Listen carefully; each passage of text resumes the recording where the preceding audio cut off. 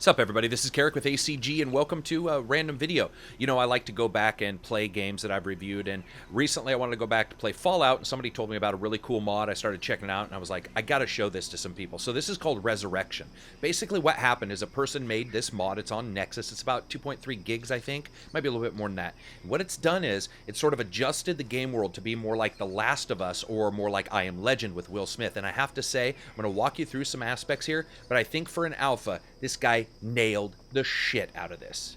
So what I've done is made sure that I've got my single-barreled Bad Day Ender just in case we meet up with some bad guys. But I want to show you some of the graphics. Like, looking here, you can see he's even gone so far as to make sure that the moss is on all of the vehicles, it's on all of the trees, it's on most of the buildings.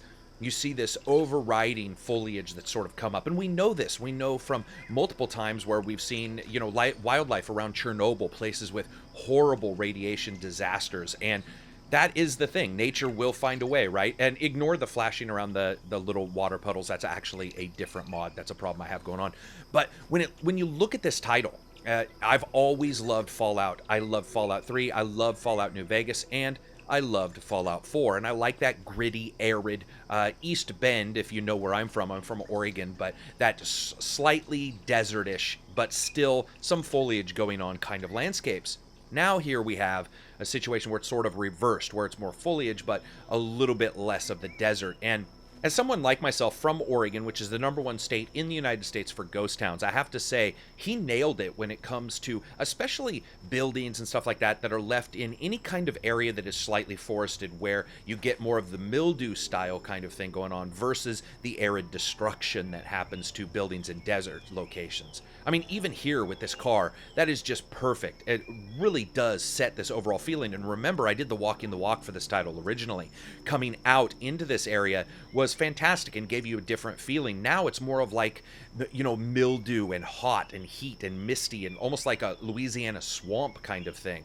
And it really does add this feeling of exploration to the title that we've already explored. I mean, even does a really good job here with the ground. Now, this is an alpha. That means it's not going to be perfect. I do think some of these places are a little bit overdone.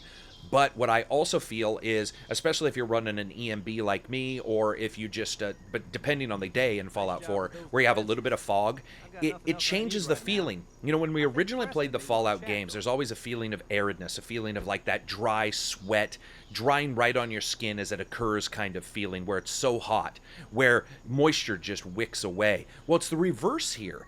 And now when you see things like smoke and steam and fog, you get that just hot, really nasty, wet feeling. And it totally adds something to this game that I think was missing prior. I really like it. Now, there are other mods out there that do this kind of thing, and I've checked them all out, and I have to say, one of the reasons why I'm so happy with this one, #1, I haven't found a single bug.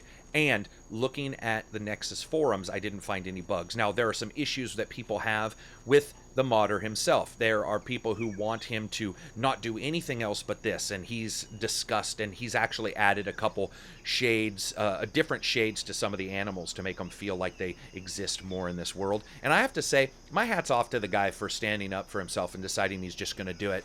You know, I think that that's what we need to do, is support modders and just let them go at it, and that's great.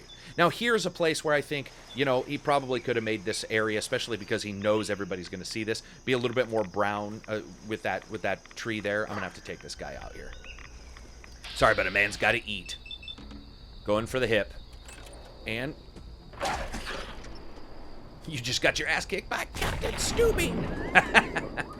Yeah, so anyway, when it comes down to it, I just really wanted you guys to see this. I'm not going to spend a ton of time here. I'm going to walk to a couple places. And we're going to go to places. I've chosen this area because I feel that we've all played this location and that we can all sort of experience this together as something different. We can all sort of discuss it, or you guys can at least in the comments. I think that's really important, especially for a mod like this, because a lot of times somebody will do a mod, you know, a look at mods. There's entire YouTube channels based around it, and I've noticed that many times the discussion actually moves to the forum. Sure, people say it looks good or bad, but I actually sort of want to see what people think about a mod like this and other mods they've liked.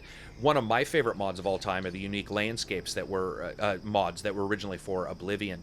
And I always felt that their added verticality really removed the boredom that horizontal worlds seem to just push on us. you guys hear me talk about this all the time in game design, that if a world is too horizontal with very little verticality, it can become a little bit difficult to not feel like you're basically walking on a flat earth. And it doesn't really engage the brain in the same way, and it doesn't cause that air of mystery as much. And here we see it. We saw it in Dragon's Dogma with the verticality that we're in locations there. And it depends on how they truncate the space. Now, for people who are wondering what that means, and this is getting into walking the walk territory, so I don't want to go too far. Truncating the space means the area between two towns is so short that the developer has to do something to make it appear like it's farther away. So they will truncate it and they will design it in a way to where it feels like it's longer. Many times that'll be verticality, but other times it'll be winding roads and debris in the way or something interesting that might take you a little bit of time. In fact, there are, in some video game schools, they even talk about, game design, how to do that, how to break up the monotony of a quick trip between two villages that supposedly maybe they're enemy villages and they're only 4 feet away, or 4 minutes away in game time. How do you break that up? Well, what you do is you put an encounter in the center, right? So what's nice about this, though, is that this has changed it, but actually not changed the game world much. It's added in obstacles for the eyes. We see more trees and stuff like that. Yeah, this is great right here, even going so far as to make sure to sort of resemble what happens when mold grows in crooks, because mold doesn't grow out on the surface of something as easily as it does in between the crooks of boards, and that's sort of where it takes root. And the fact that he's gone so far as to make sure that that all makes sense was really, really a cool, just my hat's off to this guy. Now this glass, this is one place where I felt that a little too much had been done, but I've been to this town how many times, guys, and I'm telling you, like, it feels different now. It does feel different. Frame rate wise, people have been asking me what I dropped on this. Barely anything. In fact, though it does add some foliage, it doesn't add it, at least in the places I've been, too much. Now, I know some people have talked about drop frame rates later. I think you should expect it, right? You should always expect it. But it's better than some of the vegetation mods that I've tried, that I recently tried as of last night, that dropped by a tremendous amount. This is fairly large, it's 2.3 gigs. But a lot of it changes the texturing and stuff like that. So it really depends on the card and what you're pushing. And once again here, every location in a game has that set piece. This set piece, this nails it for me. Sunken into the ground, covered in moss, covered in mud. It changes the entire feel of this location, seeing it like this. Doesn't it? I mean, maybe it's just me. Maybe I'm just really excited about seeing something like this. But to me, the entire location has changed looks. And all of these old vehicles with their rounded edges, now they look like, they sort of start making you feel like, like I said, Louisiana or something like that, in a totally different place. And I think that's awesome. Yeah, I've been here, I can't tell you, been here 20, 30, 40 times, and multiple times, especially when doing the review and trying to get the game running in the first place, because I did have a couple crashes. And it's just, this feels different. My brain is telling me I've seen this bus countless times, but it's also saying maybe there's something different inside this bus now. And that's awesome. And this, again, being a beta, I really do hope this modder gets together with some others and really identifies what they want to do with this and sort of changes it up, because though it's technically a landscape change here, there's some extra sound effects we hear, and I believe there might even be an extra tune or two. I could be wrong. I don't think there is, but there certainly is extra sound effects, because I don't remember this many birds and shit like that in Fallout 4. I'd have to go back and play. Even this location here completely looks different now. And it really engages your mind when you see something like this. And it makes you think something different. Every encounter that I've had now, and every location I've gone to, there's just a different atmosphere. That's the thing that's important with modders, that we continue to support them. We continue to make sure that those guys feel supported, because when you're looking at a situation like that, you always have to support the developers too. They're the ones who made it. But basically what happens is you buy a game for $60, you play it, and then somebody comes along and does this, and suddenly you feel like you could play it all over again. Oh! I didn't know he was going to bite him. Okay. Yeah, that was a bad day for them. Let me take you. Oh, shit, I missed. Oh, okay. He doesn't seem to care. So here's some murlocs. It looks like he shaded those a little bit to look like they're from the side. Oh, yeah, he was going for his gun. Sorry, hip toss.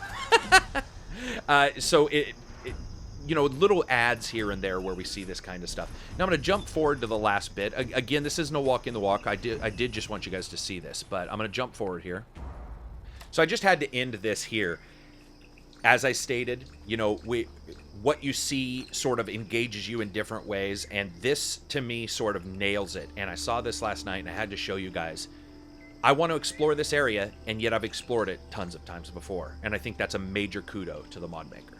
So anyway, that's it for me. I just wanted you guys to see this Resurrection mod on Nexus. If you like the video, thumbs up. If you dislike the video, thumbs down. Maybe check out Fallout 4 again. Peace out.